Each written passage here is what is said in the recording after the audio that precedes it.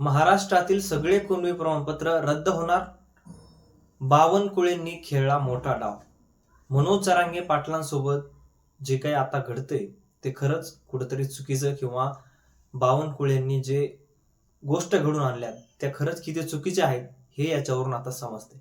नेमकं असं काय घडलंय की ज्यामुळे सगळंच महाराष्ट्रामधले कुणबी प्रमाणपत्र रद्द होऊ शकतात आणि मनोज जरांगे पाटलांना एक मोठा झटका बसू शकतो किंवा जे आंदोलन केले होते, जे मुंबईला जाऊन एवढा मोठा एल्गार केला होता, तो एल्गार सुद्धा कुठेतरी आता संपतो किंवा किंवा जे गोष्ट त्यामुळे घडून आली होती चांगली गोष्ट, ती गोष्ट संपुष्टात आली की काय अशा प्रकारचं आता दिसून आले. नेमकं काय घडले बावनकुळे आणि मनोज जरांगे पाटलांमध्ये, असं नेमकं काय झाले आणि सगळे कुणबी पत्र रद्द होणार आहेत असं आपण का म्हणतोय, हे सगळं आपल्याला या व्हिडिओमध्ये संपूर्ण पाहायचं आहे. नमस्कार, मी रणजित. मुद्दा हक्काच्या या चॅनलवर तुम्ही नवीन असाल तर चॅनलला सबस्क्राईब करा, कारण आपल्या चॅनलवर आपण असेच वेगवेगळे विविध माहितीपूर्ण व्हिडिओज खास तुमच्यासाठी बनवत राहत असतो.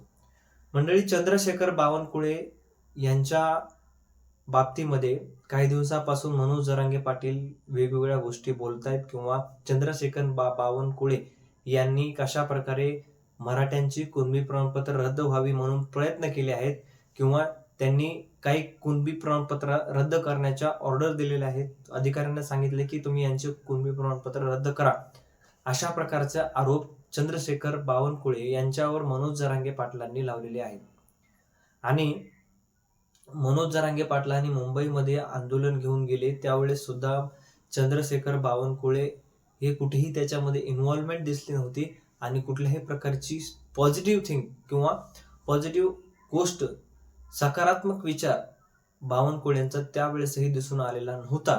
मात्र आता जे समोर आले त्यामध्ये असं दिसून येते की बावनकुळे थेट कुणबी प्रमाणपत्राच्या विरोधात आहेत. याचं कारण म्हणजे मनोज जरांगे पाटलांनी सांगितलेली सगळी गोष्ट, ज्या भावाभावामध्ये कुणबी प्रमाणपत्र वाटण्यात आले होते, देण्यात आले होते, ते कुणबी आहेत म्हणून त्या दोन भावांचे कुणबी प्रमाणपत्र रद्द केले आणि अजूनही अशाच प्रकारचे कुणबी प्रमाणपत्र देऊ नका आणि जे दिलेत, ज्यांच्याकडे आहेत त्यांचे सुद्धा रद्द करा, अशा प्रकारचं बावनकुळेंनी सांगितल्याचं बोललं जाते किंवा मनोज जरांगे पाटील हे स्वतः या गोष्टी सांगतायत. तर या गोष्टीमुळे मनोज जरांगे पाटलांना किंवा मराठा समाजाला वाटते की सगळे कुणबी प्रमाणपत्र जे आहे ते बावनकुळे रद्द करू शकतात आणि कुठेतरी जे काही GR काढलेला आहे कुणबी प्रमाणपत्राचा, तो GR सुद्धा कमीत कमी लोकांमध्ये कशा प्रकारे कुणबी प्रमाणपत्र देऊन तो GR सुद्धा मर्यादित ठेवता येईल अशा प्रकारचे प्रयत्न सध्या बावनकुळेचे चालू असताना आपल्याला पाहायला मिळत आहेत. पण मनोज जरांगे पाटलांनी आता डबल पुन्हा एकदा याच्यावर एल्गार पुकारलेला आहे. तो म्हणजे पुन्हा एकदा गावोगावी बैठका, गावोगावी सभा आणि पुन्हा एकदा तीच गर्दी, पुन्हा एकदा तोच दरारा म्हणायला हरकत नाही, अशा प्रकारचं मनोज जरांगे पाटलांचं सध्या वातावरण निर्मिती चालू आहे.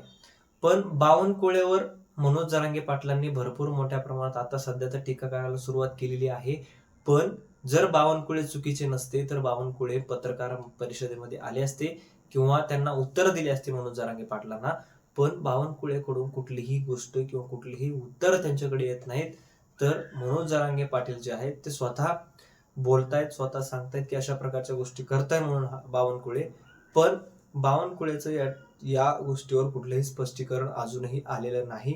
मग याच्यामधून सिद्ध होतंय की बावनकुळेंनी कुठेतरी काहीतरी प्रयत्न केलेत की काय, किंवा मनोज जरांगे पाटलांचं किंवा मराठ्यांचे कुणबी प्रमाणपत्र रद्द व्हावे म्हणून बावनकुळे विरोधात आहेत का, अशा प्रकारचं काहीतरी लोकांच्या लक्षात आता बावनकुळे बद्दल तरी यायला लागले.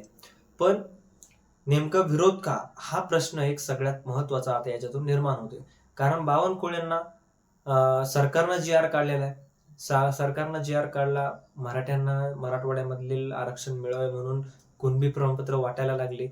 पण बावनकुळेंच्या मनात असं का आलं, का वरून त्यांना आदेश देण्यात आले, देवेंद्र फडणवीसांनी त्यांना सांगितलंय का की लवकरात लवकर कुणबी प्रमाणपत्र आहे जे जास्त वाटू नका, ज्यांना काय वाटले त्यांचे रद्द करा, अशा प्रकारची कुठली गोष्ट सांगितली का आणि याच्यामुळे या सगळ्या गोष्टी घडतायत का, हे सुद्धा बघणं महत्वाचं आहे. आणि सगळ्यात महत्वाचं की या बावनकुळेची आतापर्यंतची जी काय कामं बघितली आपण ते सगळे यांच्या विरोधात किंवा मनोज जरांगे पाटलांच्या विरोधात किंवा मराठ्यांच्या विरोधात असतात का, हा प्रश्न याच्यातून आता निर्माण होतोय. कारण जो माणूस कधीही सक्रिय नव्हता एवढा या सगळ्या गोष्टीमध्ये, तो अचानक का सक्रिय होतोय? हा सुद्धा सगळ्यात महत्त्वाचा आहे. याच्यामागे कुठली ताकद उभी आहे का? बावनकुळेंच्या मागे कुठली मोठी अशी ताकद उभी आहे, की ज्यामुळे या सगळ्या गोष्टी घडतायत, हे सुद्धा बघणं महत्त्वाचं आहे. तर तुम्हाला काय वाटतंय, सगळी कुणबी प्रमाणपत्र रद्द करू शकतात का? आणि बावनकुळेवर तुमचं मत कमेंटमध्ये नक्की कळवा. भेटूयात नवीन व्हिडिओमध्ये. तोपर्यंत धन्यवाद.